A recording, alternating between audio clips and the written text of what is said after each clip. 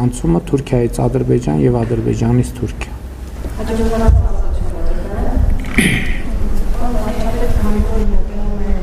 Վերաբերյալ հանրային ծառայությունները կարգավորող հանձնաժողովում քննվող այդ վարույթի ժամկետները լրանում են շուտով եւ որոշումը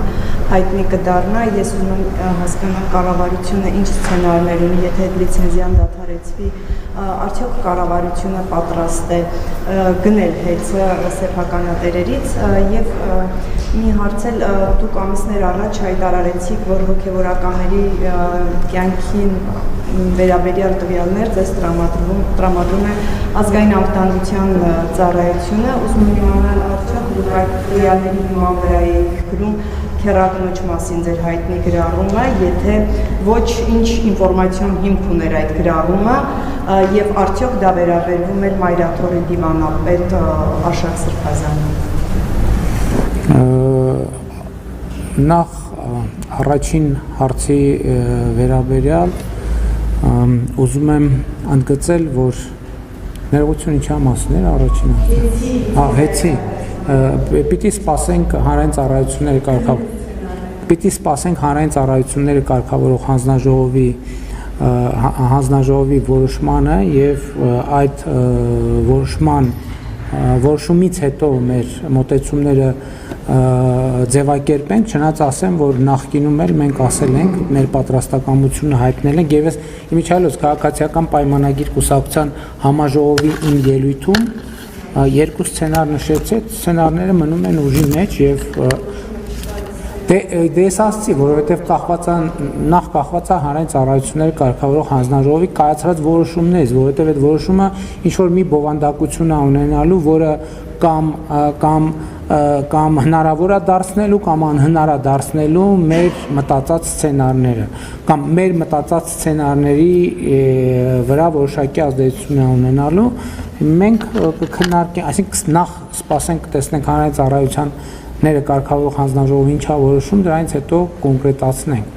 շարունակությունը, եթե ելնենք այն կանխավարկածից, որ հնարավոր է դառնալու հարցածագելու ինչքան է գինը, գնից է կախված իսկ գինը պետք է որոշվի համակողմանի վերլուծության արդյունքում։ Եթե դա կլինի տրամաբանական գին, ես ասել եմ, որ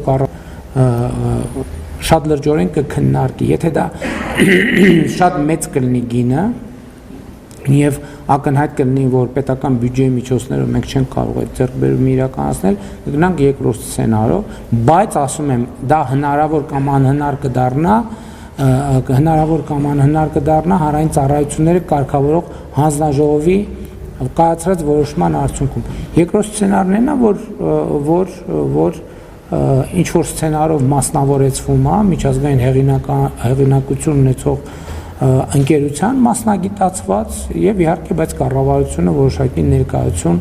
թե օրենսդրական կարգավորումով, թե բաժնետոմսերի, թե ոսկե բաժնետոմսով այդ արդեն քննարկվում է։ Բոլոր դեպքերում պետք է վճարի հեծին, բայց ով մի սցենարի դեպքում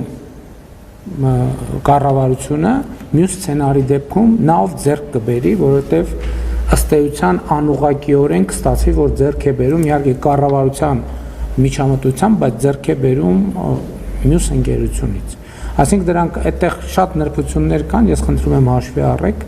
տնտեսա-տեխնիկական, որոնց ես կարող եմ չտիրապետել։ Ես քաղաքական շրջանակը կարող եմ գծել, մնացածը իրավաբանները, տնտեսագետները, մասնագետները, աուդիտորները իրենք ավելի ճիշտ հասցեատերն են այդ հարցի։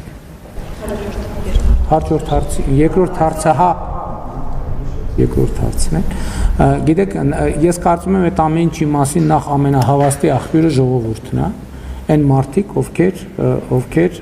հարաբերվում են եւ առնչվում են որոշակի շրջանակի հետ, որովհետև այդ մեզ է թվում, թե ինչ որ մենք խոսում ենք, այդ ամեն ինչը գաղտնի, այդ ամեն ինչը գաղտնի չի։ Այդ ամեն ինչը պարզվում է, որ նրանք, ովքեր առնչվում են այդ շրջանակի հետ, գիտեն մանրամասները, գիտեն շատ ավելին, քան մենք կռահում ենք։ Եվ ինչ վերաբերում է հարցի երկրորդ մասին, գիտեք, պիտի ցավով նշեմ, որ չեմ կարող վստահ լինել, որ նման դեպքերը եզակի են։ Իմ գիտեք ինչ իմ օրինակի մասին ինչ որ ես հարկ եմ համարել ասել եմ, հետո էլ ասածից համար ներողություն եմ խնդրել։ Ինֆորմացիոն հիմքերը բազմազան են, ամենահավաստի ինֆորմացիոն հիմքը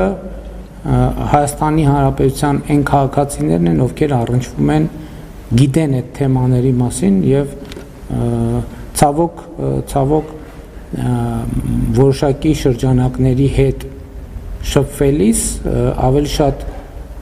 նման ինֆորմացիաների հետ են առնչվում մարդիկ, քան հոգևոր, եւ դա է այն խնդրեմը, որը մենք համարում ենք այլևս անհանդուրժելի։ Շնորհակալություն, հարգելի գործընկերներ, խնդրի վերացել,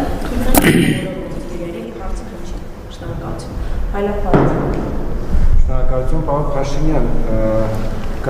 մասնավորեցնեք, որ ընկերությունն է, Զորենահայ Հայաստան, եւ դա ընկերություն է, եւ արդյոք Հայաստանը վճարել է Ադրբեջանի տրանզիտ ճանապարհի եւ այդ վճարելը որքան է կազմել այդ գումարը, եւ երկրորդ հարցը 3 թիվը ձեր այլմիջում դիմախոսների Արման Թաթոյանն է հրապարակում արել հայտնելով, որ եթե ինքը դառնա Հայաստանի վարչապետ, ինքը կզսպի Ադրբեջանի սահմանական կառավարությունը, օգտագործի բոլոր դիվանագիտական գործիքակազմերը, ինչի շահում այս կառավարության այս իշխանության կողմից։ Անկեղծ ասած, առաջին հարցին չեմ կարող պատասխանել, որովհետև մանրամասներն որ ընկերությունն է, ինչքան է վճարվել է, թե չի վճարվել, ես կարծում եմ, որ մենք կարող ենք մեր լրատվական քաղաքականության շրջանակներում այդ հարցերը պարզաբանել, որովհետև այդ մանրամասներին չեմ տիրապետում։ Ինչ վերաբերվում է Ադրբեջանի ինչ քաղաքականությանը, Ադրբեջանի, գիտեք ինչ, բոլոր հարցերը լուծված են Վաշինգտոնի հռչակագրով։ Այնտեղ ամեն ինչ ընդ որում դա երկկողմանի փաստաթուղթ է ստորագրված նաև Միացյալ Նահանգների կողմից եւ պետք չէ կարգավորված հարցերը կարգավորելու մասին խոստումներ տալ։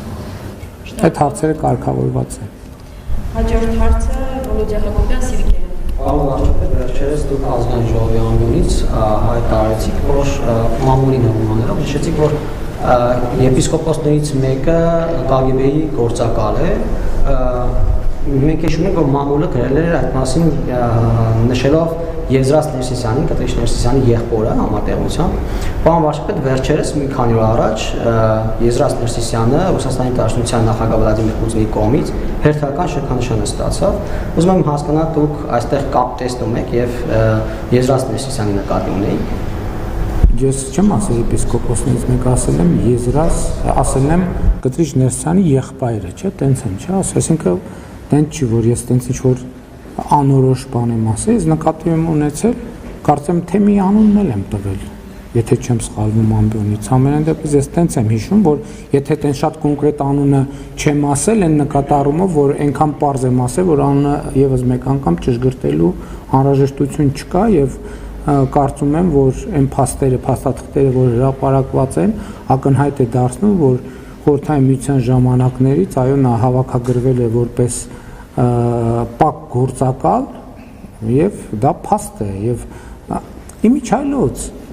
հարգելի գործընկերներ ես էլի զարմանում եմ որ այսքան մեր հարգելի լրագրողները այդքան քննարկում են այդ հարցը բայց տենց էլ պարզաբանում չի ակնկալվում ոչ Կտրիշ Ներսիսյանից ոչ իր եղբորից այդ փաստերի առիթով ասենք հիմա Կտրիշ Ներսիսյանը երկու հարց պետքա պարզաբանել երկու հարց, որը պետք է ունենա շատ կոնկրետ պատասխան։ Հարց 1. Եթե Կտրիշ Ներսիսյանը երեխա ունի, եւ այդ երեխան ծնվել է իր կուսակրոնության ուխտը ստանձնելուց հետո, ինքը կարող է լինել զբաղեցնել ամենայն հայոց կաթողիկոսի գահը։ Այս հարցը ինչի չի հնչում Հայաստանում։ Ասենք որը մեկ ինչի չի որևէ փորձագետի, մասնագետի մայր աթոռի ներկայացուցիչ ես հարցը տալիս, եթե նա ունենար պարզվի, որ ունի աղջիկ, կամ որևէ մեկը, ով կուսակրոնության ուխտը ստանձնե, հետո երեխա է ունեցել, կարող է լինել կաթողիկոս, թե չի կարող, Որովհետև ես էլի, որովհետև այսօր իմ արձանագրումը ուզում եմ, որ ճիշտ լինի։ Կտրիչ Ներսիսյանը կաթողիկոս չի։ Հայաստանի այս առաքելական եկեղեցին այսօր չունի կաթողիկոս։ Կա մարդ, որը ապոնինի ձևով գտնվում է այդ կարգավիճակում։ Ես այն օրը մի քննարկման ժամանակ հետևյալ օրինակն էի բերում, օրինակ Հայաստանի Հանրապետության Սահմանադրությունը ասում է, որ Հայաստանի Հանրապետության վարչապետ կարող է լինել վերջին 4 տարում միայն Հայաստանի Հանրապետության քաղաքացիություն ունեցող անձը։ Հիմա եթե ասենք, օրինակ պարզվի, որ ես բանի, չգիտեմ, ինչ երկիր, ուրիշ երկրի քաղաքացի եմ։ Եվ դրա հիմնավորումները ունեն անձնագիր եւ այլն։ Այդ պահի եւ այդ փաստի բերումով չեմ կարող ես վարչապետ լինել։ Նույն կերպ էլ կաթողիկոսը երեխա ունենալու բերումով չի կարող կաթողիկոս լինել։ Նա Կտրիչ Ներսիսյան է, դրա համար ենք մենք ասում Կտրիչ Ներսիսյան, որովհետև նա կաթողիկոս չի։ Ինչ վերաբերում է պարգևատրման փաստին, չունեմ մեկնաբանություն, ցանկացած երկիր ազատ է պարգևատրել ում ցանկանում է։ Այդ թվում եւ հայաստանցի եպիսկոպոսին։ Համեն դեպս մեր օրենքը չի արգելում, էլ չեմ ասում, որ կարող է պարզվի, որ պարգևատրված անձը նաեւ Ռուսաստանի քաղաքացիություն ունի, դա էլ պետք չի բացառել։ Շնորհակալություն, Արտուր։ Պարոն վարչապետ, դուք համաժողովի ժամանակ արձագանքել եք Ալիևի հայտարարություններին, որտեղ նա